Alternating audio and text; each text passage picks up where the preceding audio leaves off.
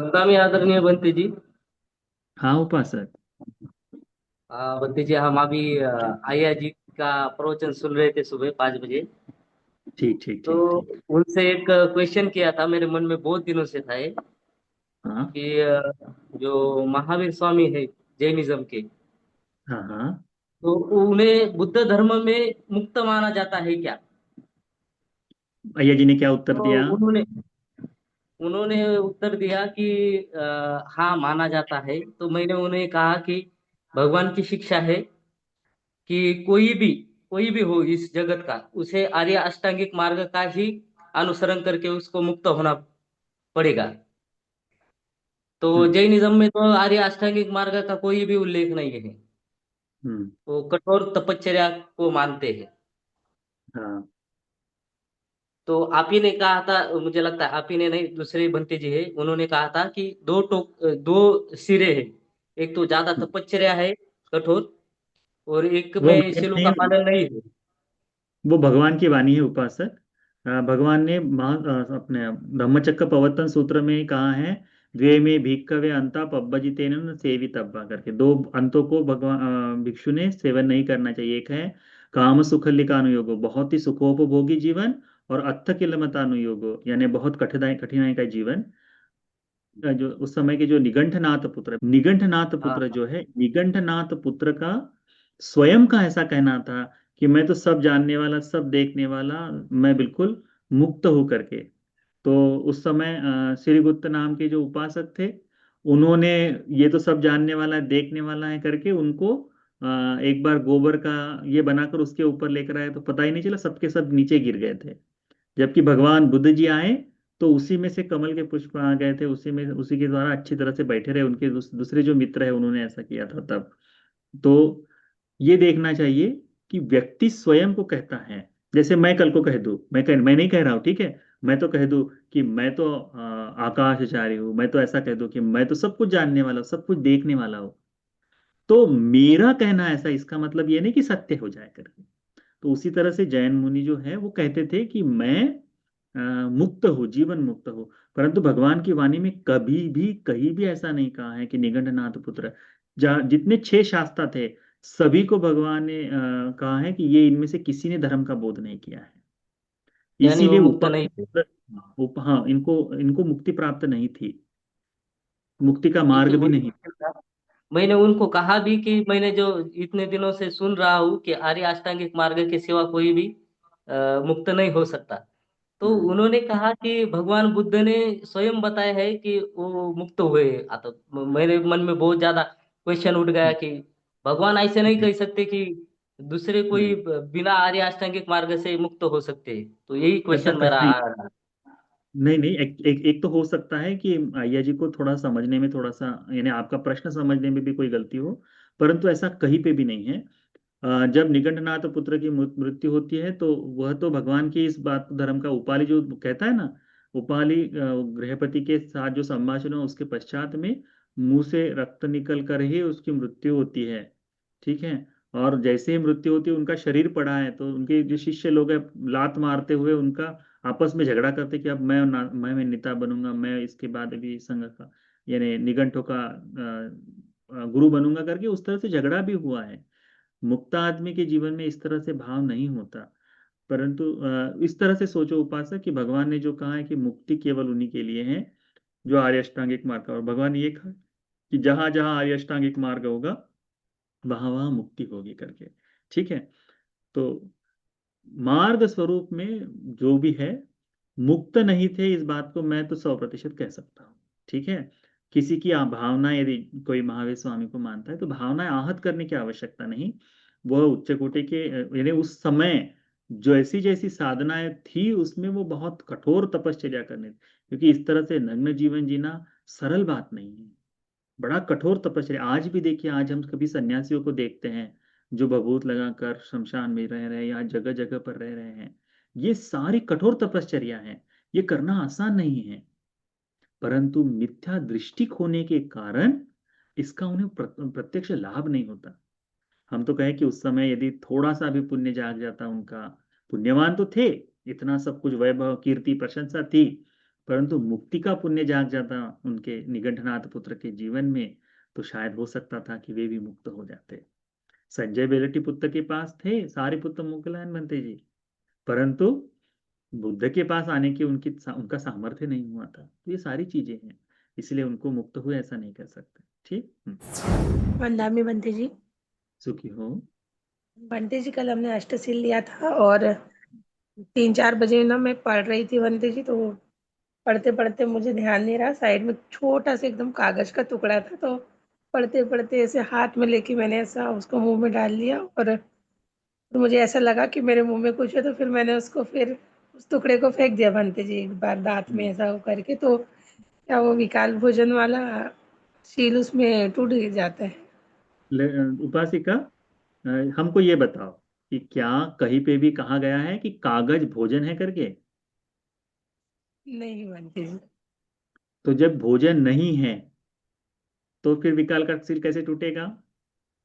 जिसे भोजन करके संज्ञा दी गई है, ठीक है, यानी जो खादनीय भोजनीय है, जो हमारे यानी हमारी जिह्वा को रस प्रदान करते हुए शरीर यष्टि को बनाने के लिए, जीवन को आगे बढ़ाने के लिए।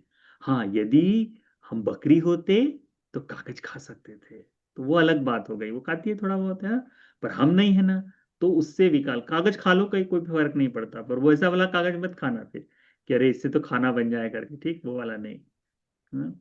तो पेपर डोसा जो कहते हैं ना, तो वो तो है, तो पेपर ही, भंते जी ने कहा कागज खा सकते हो तो पेपर डोसा है करके वो खा लो, ऐसा नहीं। पेपर खा सकते हो, डोसा नहीं खा सकते, ठीक है। तो उससे कोई शील नहीं टूटता, कागज खा लो कोई फर्क नहीं पड़ता।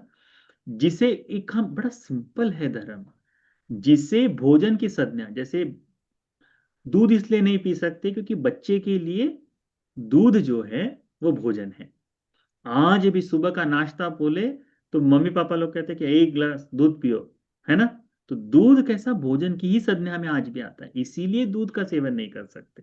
परंतु वो तो पेय हो गया है, पीने का हो गया है, तब भी उसे नहीं कर सकते।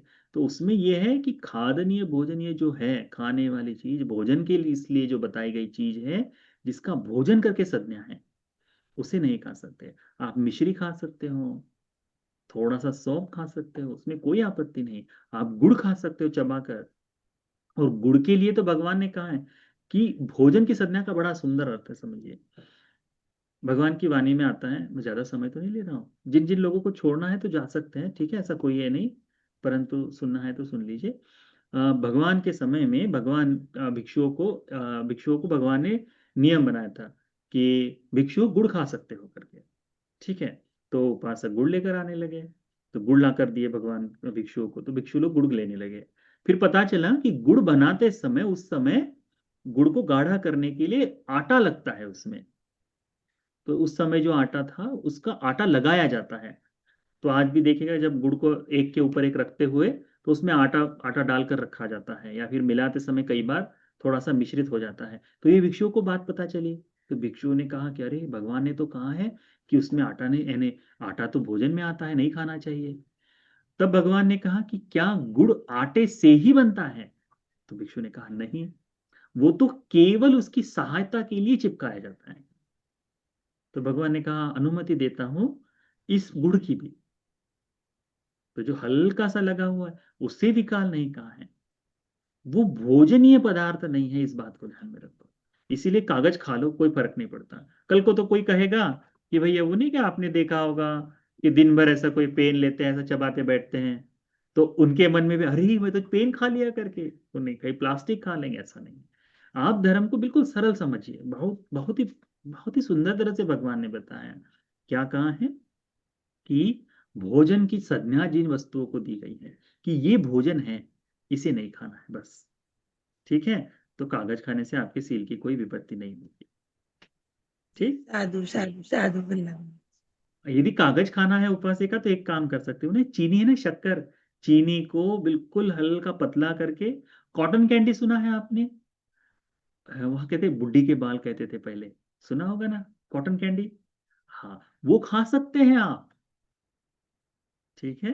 अब बहुत ज्यादा नहीं खाना वो भी, तो शुगर हो जाएगा, वो खा सकते हैं, ठीक है। अगला विवेक जी।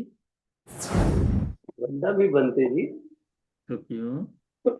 जी, बहुत अच्छा धर्म देशना दी बंटी जी आपने। बहुत हम प्रमुदित हो जाते हैं आपकी धर्म देशना सुनकर। हम बहुत उत्प्रेरित है आपसे बंटे ठीक जी। ठीक ठीक। हाँ ये साहब। ये बताना था कि जैसे उपोषण धारण करते हैं तो हम्म उपोषण के दिन कभी कभी ऐसा होता है कि मतलब बहुत शाम जैसी होती है ना, तो भूख तो नहीं हम्म लगती, और इतनी हम्म ज्यादा कमजोरी लगती है, मतलब ध्यान नहीं कर पाते, बैठ नहीं पाते, और हम्म मतलब ऐसा उत्साहित नहीं लगता कभी कभी। तो ऐसा लगता है हम्म 8-9 बजे सो जाओ, मतलब बहुत ही हम्म। कमजोरी कभी कभी होता है। तो इसके लिए कुछ बताएं। एक काम कर लिया करो, जैसे जैसे जिन जिन लोग उपवास धारण करते हैं, अभी हम तो कोशिश ही कर रहे हैं ना धर्म का अच्छी तरह से पालन करने के लिए, तो शाम 4 बजते ही ब्लैक टी विदाउट शुगर डाल दो, बगैर चीनी के चाय बनाओ, और गुड़ का एक बड़ा सा टुकड़ा लेकर थोड़ा सा गुड़ चबाओ और थोड़ी सी चाय पी लो। ये इतना हो गया, शाम को 4, 5, 4, 4, 4 बजे आप ले सकते हो। रात्रि के समय में शाम के समय में 2 गिलास पानी और थोड़ा सा गुड़ खा लो, तुम्हें भूख बिल्कुल नहीं लगेगी। गुड़ बड़ा जी लाभदायी है, गुड़ से भूख खत्म हो जाती है। और जो उदासी है, या फिर जो आलस्य का भाव है, या फिर जो सुस्ती जो महसूस होती है, वो भी खत्म हो जाएगी। गुड़ बड़ा रिफ्रेशिंग होता है, बहुत ही रिफ्रेशिंग है। जी आप उसको खाओ। जी यदि किसी की इच्छा हो तो आंवला जो है, आंवले का मुरब्बा जो आता है ना, तो गीला आंवला जो है, जी आंवले की एक एक गांठ आप खा सकते हो, उसमें कोई आपत्ति नहीं। वो औषधि यही है, तो उतना खा लो। थोड़ा सा उसमें भी चीनी रहता है, या फिर गुड़ का रहता है, जल रहता है उसमें से, तो वो बहुत अच्छा हमको बल दे देता है। ठीक है, उसको कर सकते हो। चाहे तो किसी फलों का रस कर सकते हो, पपीता है उसका रस बना लो, या फिर केले को ब्लेंडर में डालकर, पानी डालकर उसका आप रस बना सकते हो। सेब है, सेब का आप रस बना सकते हो। इस तरह से रस बनाकर वो भी पी सकते हो। हमारे आश्रम में देखिए, संध्या के समय में पूजा और धर्म का पठन होने के बाद रात्रि में, यहाँ नहीं, श्रीलंका में जब भिक्षु लोग हैं, 100 सवा 100 भिक्षु, तो उनमें सब में 2-3 प्रकार रस बनाया जाता है और बांट दिया जाता है सबको। तो कभी कभी एवोकाडो का बनता है, कभी इसका बनता है, पपाया का बनता है। जो जो लोग उपासक लेके आते हैं फल, उनका रस बनाया जाता है। तो उस तरह से आप भी उस तरह से रस का पान कर सकते हो, वो रिफ्रेशिंग ही है। ठीक है, ठीक ठीक ठीक। ये क्या नींबू पानी जैसे ज्यादा शक्कर डाल के दो नींबू गिलास पानी नींबू तो पानी बहुत बढ़िया है।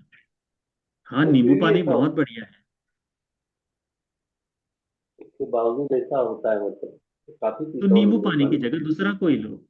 नींबू पानी की जी जी जगह आप है ना, पपीता का रस पी के देखो, वो जी गाढ़ा जी। होता है थोड़ा सा, अच्छा है। आम का रस बहुत अच्छा होता है।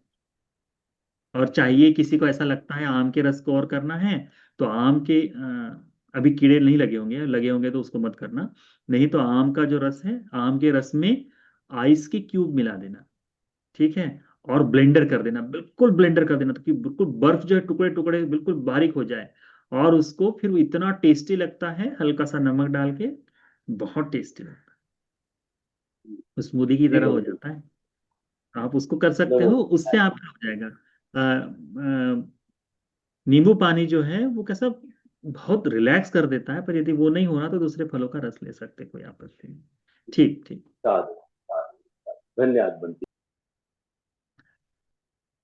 अ, वंदा में बनते जी। सुखी हो। मेरे 2 क्वेश्चन है। मेरा बिल्कुल। कंटिन्यू 1 मंथ से उपवास था, तो कल आज मतलब फिनिश हो गया, लेकिन कल क्या हुआ ना, मेरे गले में बहुत दर्द हो रहा था, सर्दी वगैरह की वजह से। तो मैंने एक लवंग का, छोटा सा लवंग का टुकड़ा मुंह में रख दिया, तो खंडित हो गया क्या मेरा उपवास? नहीं नहीं, कोई आपत्ति नहीं, उसमें कोई आपत्ति नहीं। आप गले के लिए अदरक खा सकते हैं, उसमें कोई आपत्ति नहीं। लौंग खा सकते हैं, उसके लिए कोई आपत्ति नहीं। मिश्री खा सकते हैं, उसके लिए कोई आपत्ति नहीं है। लौंग जो है ये औषधियों में भी आती है। हमने खुद देखा है, जब सर्वरात्रिक परित्राण होता है भिक्षुओं के लिए, यानी संपूर्ण रात भर चलता है वो परित्राण, महापरित्राण पाठ जिसे कह सकते हो, तो भिक्षु लोगों के पास में अदरक जो है, अदरक को इसमें शहद में डुबोया हुआ जो अदरक रहता है ना, वह हम्म। अदरक खाने के लिए रखा जाता है। मिश्री रखी जाती है, और यदि चाहे तो कोई लौंग रख सकता है। यदि कोई चाहे तो क्या बोलते हैं, इलायची के दाना है, आप इलायची को भी खा सकते हैं। ये स्पाइसेस में आते हैं, इसे भोजन नहीं कहा जाता है। ये भोजन के लिए काम में आता है, तो इसमें से ऐसा नहीं कि भाई लौंग खाना है तो मैं आधा किलो लौंग खा जाऊं करके, संभव नहीं है खाना। परंतु फिर भी एक एक लौंग, दो लौंग, कोई आपत्ति नहीं उसमें, उससे सील की विपत्ति नहीं होती। बंटी जी, मतलब ऐसा क्यों है कि हम चबा के खाने वाले मतलब फ्रूट्स वगैरह नहीं ले सकते, जबकि हम फ्रूट्स का जूस ले सकते हैं, लेकिन चबा के ये खाने दूसरा वाले प्रश्न था। हाँ? ये दूसरा प्रश्न था। नहीं, ये और एक सेकंड क्वेश्चन है, थर्ड मतलब तीन क्वेश्चन है टोटल। देखो, पहले दो से शुरू किया, अब तीन, तीसरा प्रश्न क्या है? तीसरा प्रश्न ये है कि अगर हम उपनिषद कुछ संकल्प लेके करते हैं, और हमारा मतलब ऐसा नहीं है कि मैंने उपनिषद सिर्फ उसके वजह से लिया है, ऐसा है कि मुझे शांति मिले इसलिए भी लिया है, लेकिन एक छोटा सा संकल्प लिया था मैंने कि मेरे करियर को लेके, अभी मैं बैचलर में रहती हूँ तो मेरा थोड़ा सा प्रॉब्लम है करियर को लेके, तो मैंने एक संकल्प लिया था और एक चीट में लिख के मैंने भगवान बुद्ध की मूर्ति के पास रखा है। और मैंने स्तूप वगैरह बना के पूरा डेकोरेट किया था, स्तूप भी बनाया था मैंने बकायदा फूलों का, लेकिन वो संकल्प पूरा नहीं हुआ। मेरे 1 मंथ के उपवास आज कंप्लीट हो गया, लेकिन वो संकल्प पूरा नहीं हुआ है। ठीक ठीक ठीक। तो देखो उपासिका, तुमने हमने बहुत बार अग्रश्रावकों की कथाएं सुनी है। अग्रश्रावक की कथाओं में क्या आता है कि जब जब कोई परिव्राजक, जब जब कोई सन्यासी भगवान को, जैसे अनेक बार ये कहा गया है ना कि हमें अग्रपद पाना है करके, तो अग्रपद की प्राप्ति के लिए उस समय जो जंगल में रहते थे उन्होंने दान में क्या दिया है? उन्होंने दान में भोजन के लिए फल ही दिए हैं। तो जब फल साबुत फल है तो वो भोजन का हिस्सा हो जाते हैं, हम्म। पूरा फल। तो इसीलिए, और पेय में कैसा है, आदमी एक गिलास पानी पी ले बस, उतना बहुत है, ऐसा है ना? तो उतना है, तो वो सीमित मात्रा के लिए है, और वो हमेशा अवेलेबल हो ऐसा भी नहीं है। इसीलिए तो खान, वो जो चबा कर खाने वाले फल जो है वो पूरा भोजन का हिस्सा हो जाते हैं। कई बार होता है, आज भी देखिए कोई, हाँ आज भी कई भंते जी लोग हैं केवल फल खाते हैं हमारे यहाँ। तो कभी कभी लगता है आज कुछ नहीं खाना है, तो फल की पूरी प्लेट जो है वो प्लेट खा लिए, उससे पूरा का पूरा पेट भर जाता है, उसके बाद जरूरत नहीं पड़ती। तो फल बड़ा ये है कि उससे भूख रुक जाती है बिल्कुल। तो इसीलिए चबा कर खाने वाले फल भी निकाल में आते हैं, पेय चलता है। दूसरी बात है कि आपकी इच्छा का, तो अ, कैसा है कि पुण्य अपना काम करता है। जब तक पुण्य परिपक्व ना हो तब तक विपाक नहीं देता है। आपका कार्य है धर्म का पालन करते हुए जीवन जीना। जब इस पुण्य का संचय पूर्णता हो जाएगा, इस पुण्य का विपाक मिल जाए, पुण्य परिपक्व हो जाएगा, तो वो अपने स्वरूप से विपाक देता है। तो हम लोग भी मैत्री करेंगे, सभी उपासक भी मैत्री करेंगे कि आपके करियर के लिए वह लाभ में आए करके। ठीक है? ठीक। तो नमो। सर, मतलब ये एक क्वेश्चन ये सब बताना चाहती हूँ कि मतलब मैं महाराष्ट्र नागपुर से हूँ, तो मैंने वहाँ देखा है कि जब मैं बिहार वगैरह से गई थी, अभी तो पूना में रहती हूँ, यहाँ पर भी मैं बिहार में गई थी, तो वहाँ आर्या जी थे, उनके भी उपवास थे, लेकिन वो फ्रूट्स वगैरह खा रहे थे दिन के समय में, और बाकी लोग तो फरारी चिवड़ा और सब कुछ खा रहे थे, फ्रूट्स एंड ऑल, उपवास है और बोल रहे थे कि हमारे अष्टशील है, फिर भी खा रहे थे। ऐसा है ना उपासिका, अ, बहुत समय के बाद धर्म जागा है, और बहुत ही कम लोग हैं कि जो धर्म के बारे में इस तरह से बोल पाए। तो अभी उन अय्या जी को नहीं पता होगा, उन माता जी को नहीं पता होगा, इन उपासिकाओं को किसी ने बताया नहीं होगा कि नहीं नहीं ये नहीं खाया जाता। उस कारण से वो है। अब कैसा है, हम किसी समय में उपवास करते थे, तो उपवास में वो उपवास का चिवड़ा जो बोलते हैं, फराड़ जो बोलते हैं, वो सब चलता था। साबूदाना बना लिया, उसको खा लिए। तो आज उसी को कंटिन्यू कर रहे हैं, इसलिए हम क्या कर सकते हैं उसके लिए? दूसरा कुछ नहीं कर सकते। हम केवल ये बोल सकते हैं कि बुद्ध वाणी में ये सब खाना मना है। और यदि भिक्षु खा रहा है, भिक्षुनी खा रही है, तो ये जी खा रही है, तो उसका भी कारण है कि भाई वो भी नहीं रोक पाएंगे, नहीं तो उपासक सीधा बोल देगा ना, अरे तुम तो खा रहे हो, हमको क्यों नहीं खाने देते करके। तो असमर्थता है धर्म के पालन में, बड़ी तकलीफ होती है धर्म का पालन करने में।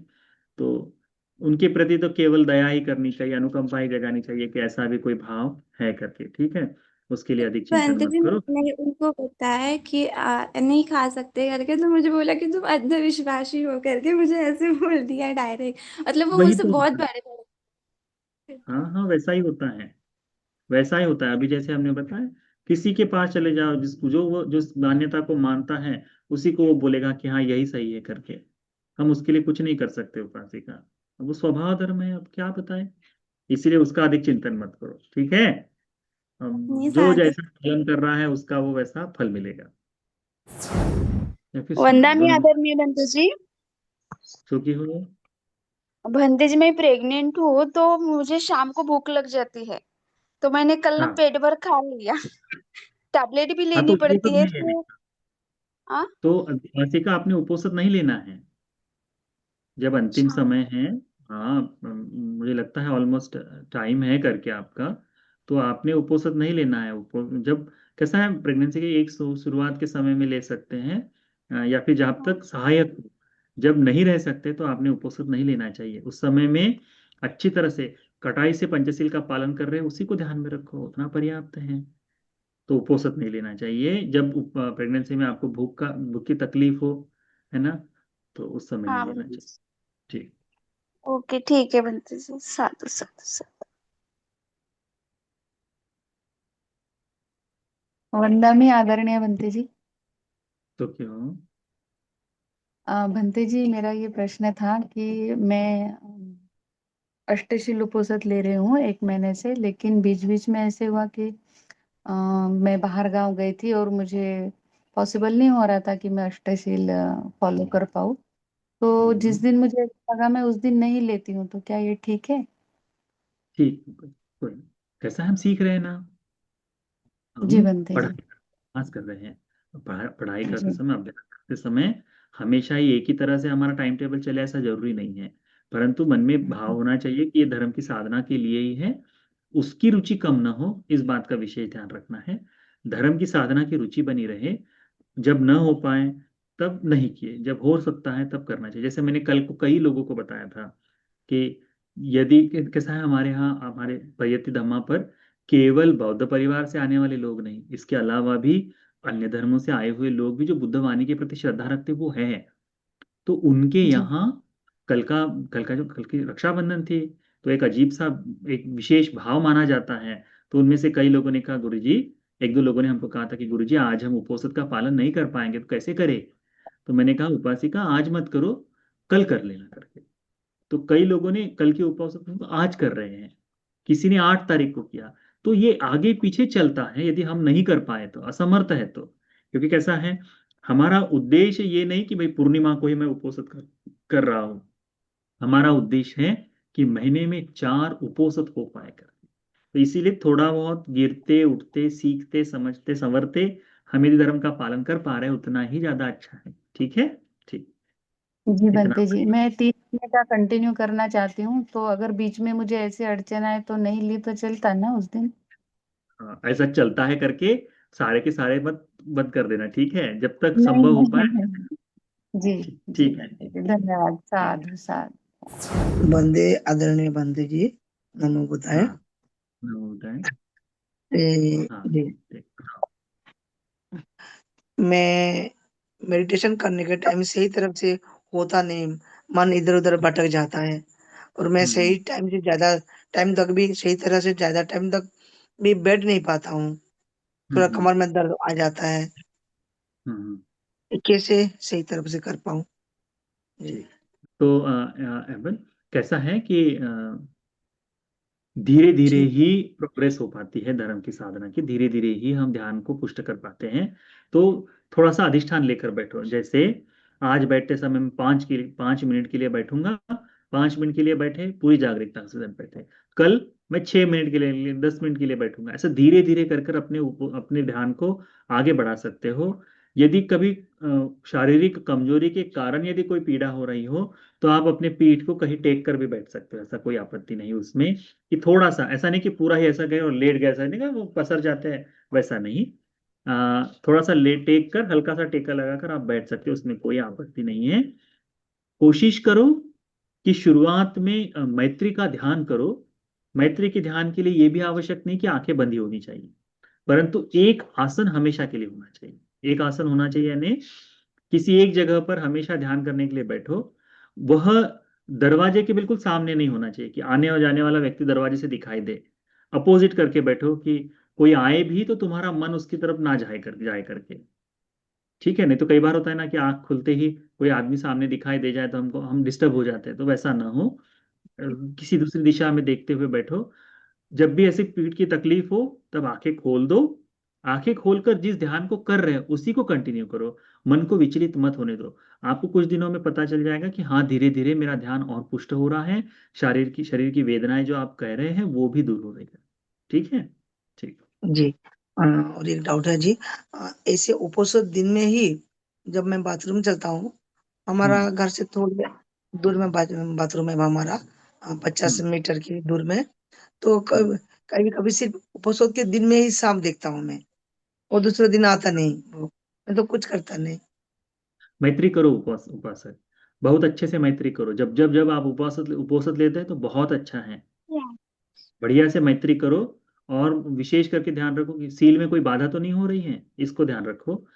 जी। यदि नहीं हो रही है और ठीक, तो बहुत मैत्री करो, चारों अहिराज कुलों के प्रति मैत्री करो। वो अच्छा रहेगा तुम्हारे लिए। अब हम जंगल में ही रहते हैं तो हमको आए दिन दिखाई देते, तो कभी दिखाई देते कभी नहीं दिखाई देते। वो भी हमारा दिन देखकर थोड़ी ना आएगा, वो थोड़ी ना कैलेंडर देखता है कि आज भैया हाँ आज उपवास है, आज कैलेंडर देखकर मैं जाऊँ, ऐसा नहीं है। वो हमें लगता है, हमारी इच्छा होती है, इसीलिए उसमें कोई नहीं। मैत्री करो, जिस दिन उपवास लो उस दिन जितनी मैत्री कर सकते हो उतनी मैत्री करो, उतना अच्छा होगा। सभी को बता रहे हैं हम ये बात जो है। उपवास के जी। दिन में विपස්සना आदि चीजें तो ठीक है, पर जितनी ज्यादा मैत्री कर पाओगे उतना अच्छा है। यानी 1 घंटे की विपස්සना कर रहे होगे तो दिन भर आपके मुख से ये एक बात निकलनी चाहिए कि सब बेसत्ता सुखी हो, सभी प्राणी सुखी हो जाए। अरे सुखी हो जाए, हाँ सब सुखी हो जाए, सब सुखी हो जाए। दिन भर आप कहो मेरे पड़ोसी सुखी हो जाए, हाँ मेरे बच्चे सुखी हो जाए। प्रेम से नहीं, वो मैत्री से करो, ठीक है। ठीक है, तो उस तरह से करो तो बहुत रहेगा। ठीक।